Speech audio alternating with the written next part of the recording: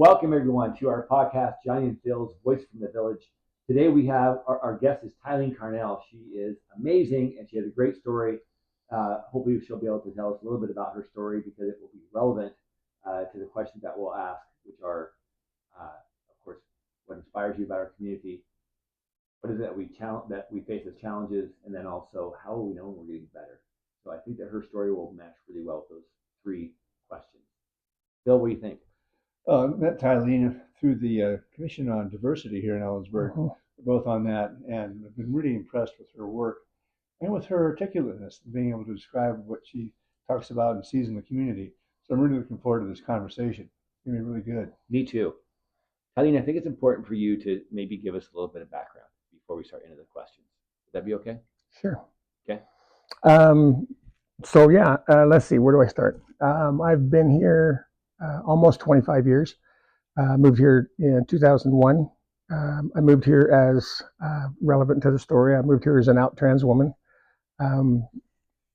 just right before the rodeo, so not really sure that it was probably the best decision in my life at that time.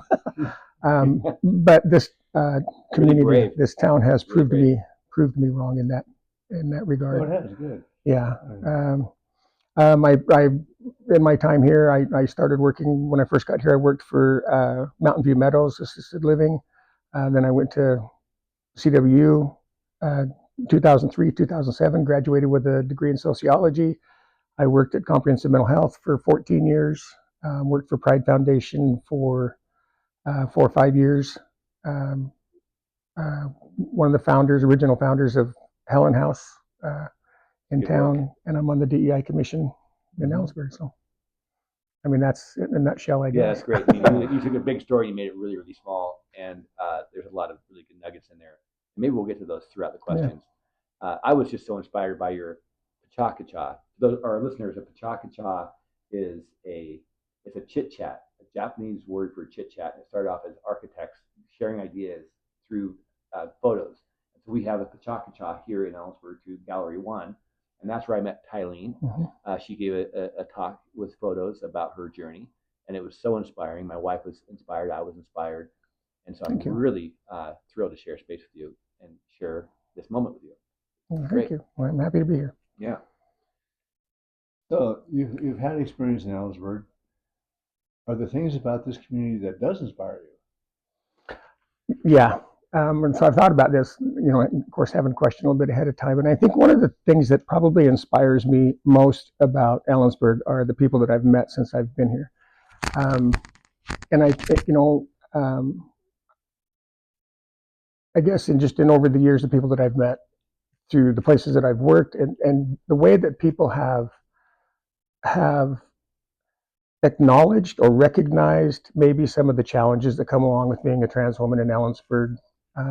And in ways, I'll give you an example. When I was working at Mountain View Meadows, I was the first job I got. I'd been here like 4 days, and I got a job as a maintenance person. Paint walls, shampooing carpets, all that kind of stuff. Then winter came, and it was a really, really bad winter that year. They hired rented a Bobcat, so I could plow snow in the driveway. Okay, I worked in the woods for 14 years before this, and when I had this job and I was working piling snow, and I'd never run a Bobcat before, I was getting drenched in snow, soaking wet, and it was so reminiscent of, if this makes sense, a life that I had left behind. And I had moved to take on a new journey in life, and here I was right back in the same space again, if that makes sense. Yeah, okay. I understand that. And I walked into the building soaking wet for lunch one day, and the manager was there behind the desk, and she called me into her office. And she came around her desk and she walked up to me. She says, "You're not liking your job right now, are you?" And I lost it. I just broke down. Like I said, it was really playing pretty heavy on me. And she just gave me this big hug and she said, "I don't want to lose you." She said, "How would you like to come back on Monday as our activities director?" Ooh. I came in on Monday, started engaging with the residents, and just the way, and I guess the point being, the way that she saw that from sitting in her desk and sitting in her office, and just saw me as a person, as the person as who I am, and acknowledge that and come to me with that. And that's the kind of thing that That's really cool. that I've had multiple experiences like that in this town, that just really inspire me about the people in this community. We've got, I think right now we've got a pretty great city council. We've got, I know people in this community that are really, really good people. And probably the university has, I'm sure, something to do with that being here, having the influence that it has on the city, um, that's probably the thing that inspires me the most. So people. The people. Yeah. There are a lot of good people here. Yeah, there are. Well, we have no shortage of people to interview, Phil. We have no shortage of people to interview, No. that's for sure. Yeah.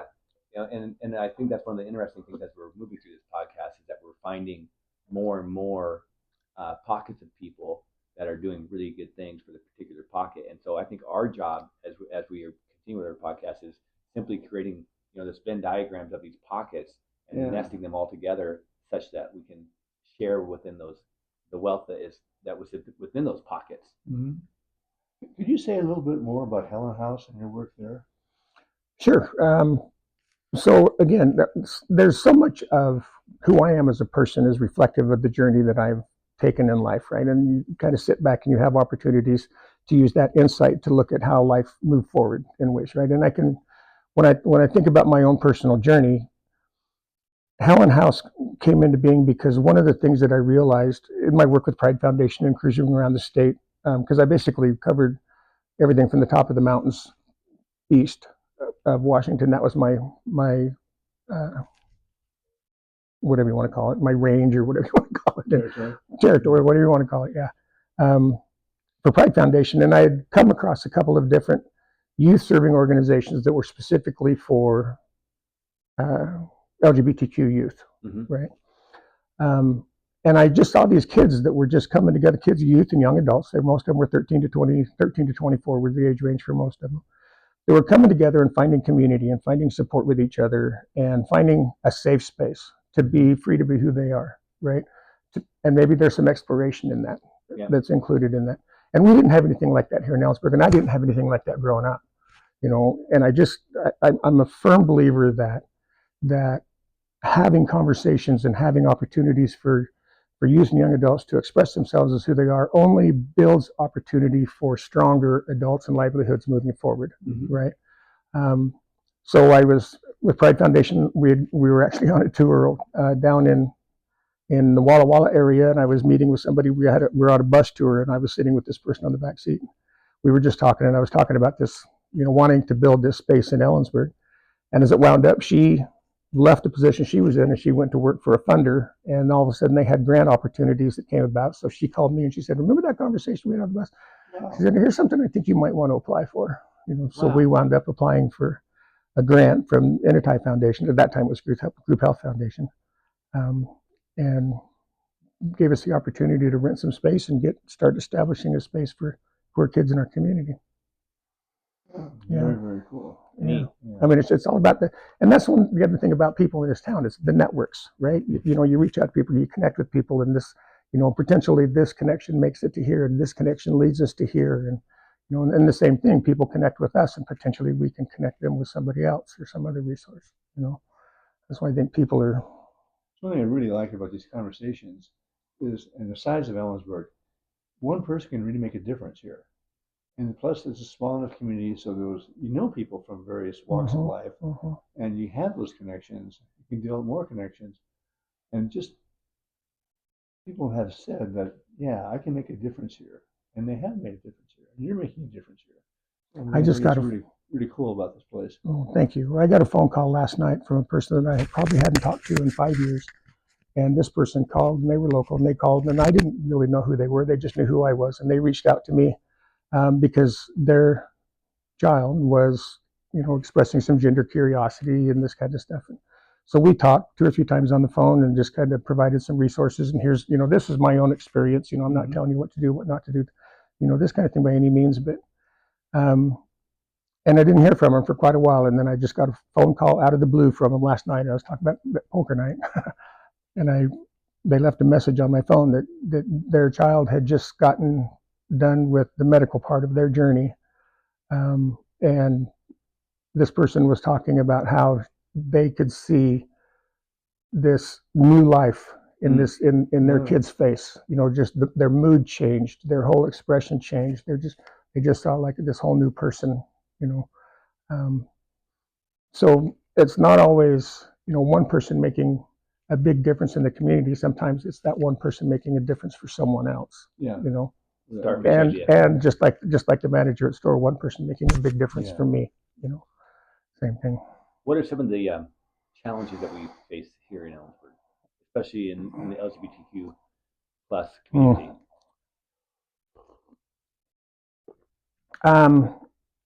I thought about this one, and the biggest challenge that I have that I see is that I think we're getting away from the ability for people to see people as people. You know, we're just getting into a different, the division. You know, the folks that see me as a trans person, folks that don't know anything about Tylene, they don't know anything about me. They've never had a cup of coffee with me. You know, we've never had lunch. We've never sat down and talked. You know, which I'm happy to do with anybody. You know, I mean, we'll walk down the sidewalk. I'll have a conversation. You know, with anybody. But they see me as what they hear out there about trans people.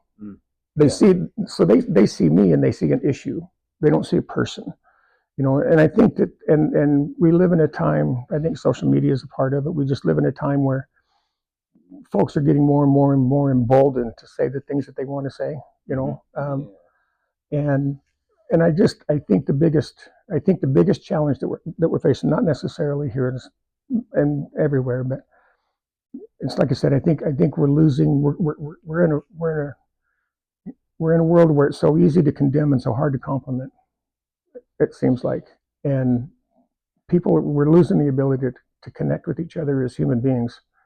You know, my life story is my life story. That doesn't mean it's the same as every trans person out there, you know.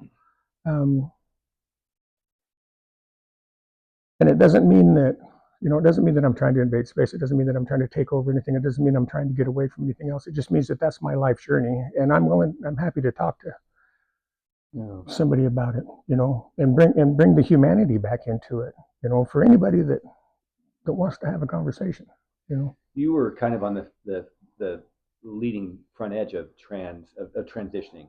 Am I correct? No, people have been transitioning long before I come along.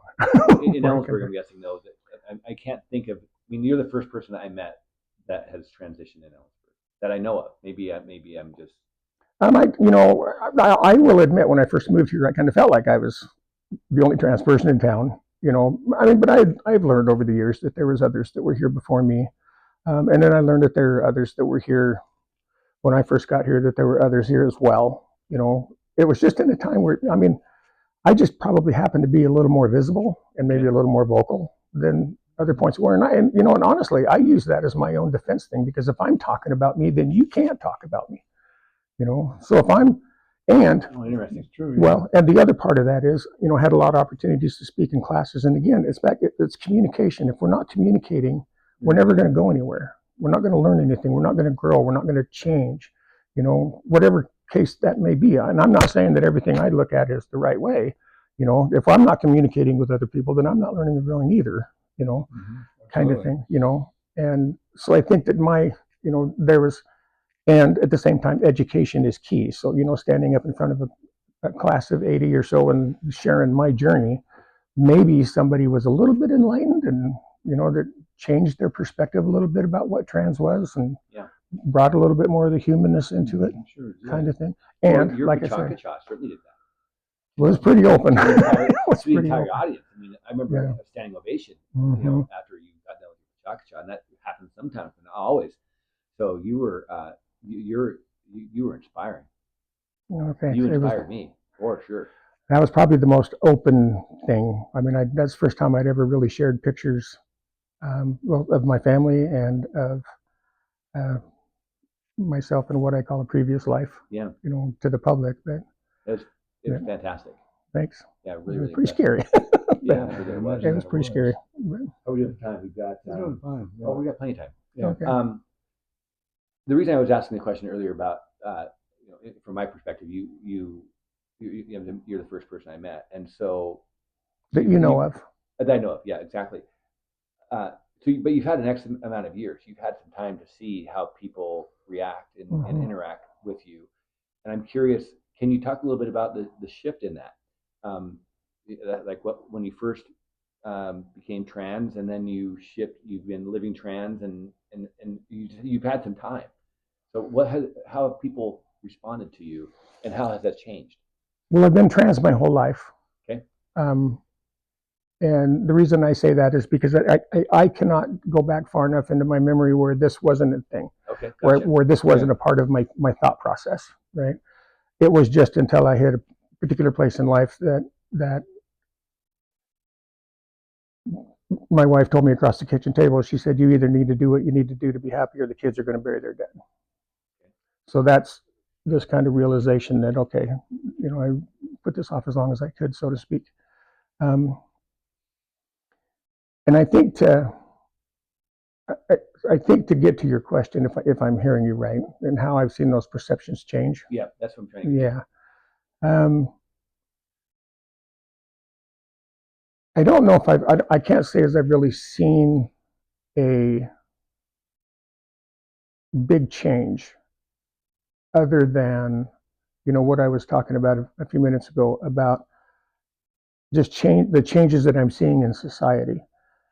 I've been here for 25 years, and I've had, a lot of people express support and, just friendship and just, and a lot of times from people that normally you wouldn't expect that support to come from. Yeah.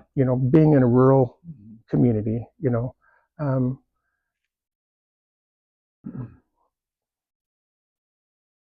but then at the same time, it's not to say that I'll be in a grocery store, I'll be walking, it wasn't that long ago walking across the parking lot of Safeway, somebody felt free to express their thoughts, and they weren't positive. Unfortunately. I'm sorry for that.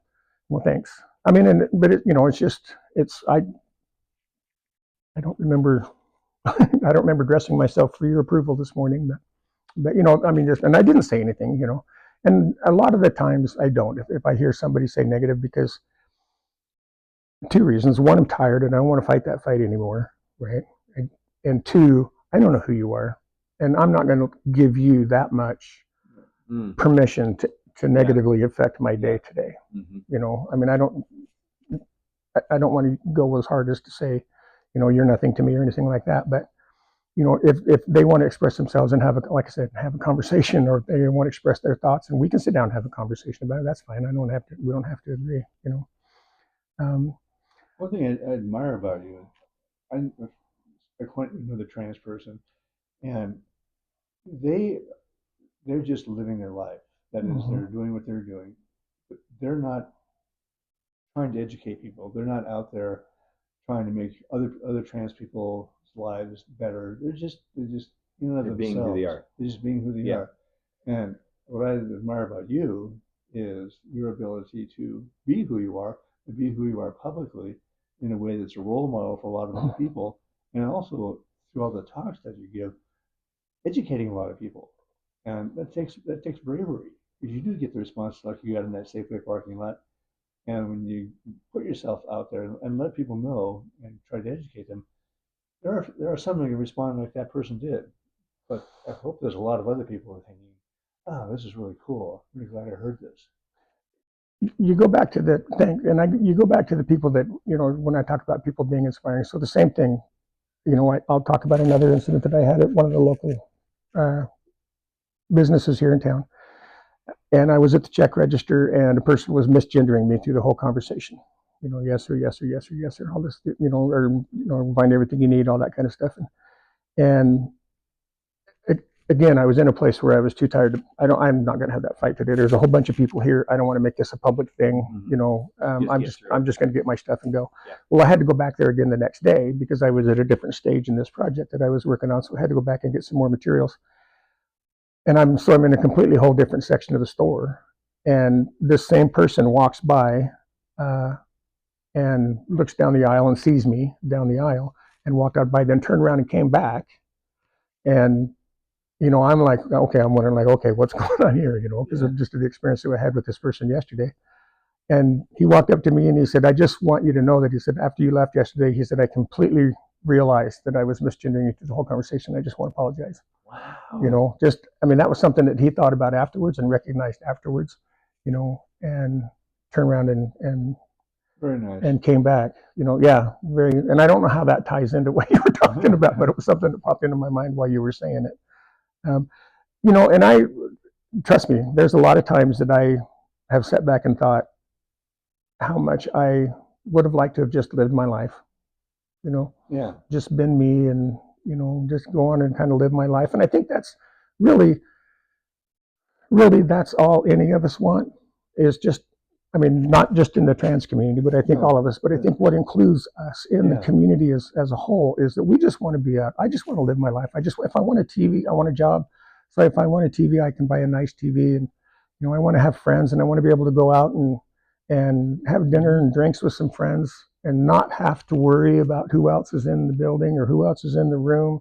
There's been a couple of times I've left events with friends because kind of looking around and thinking like maybe this isn't the best place for me to be tonight, kind of thing. And I think all of us just want to be able to just do that, just free to be. Well, that's a great transition. Great transition into our last question, which is how will we know when we're getting better in our community and maybe beyond? How will we know when we're getting better that, oh, okay, now we can live our lives? Really, really good question. Yeah, good. I mean, I think that it's,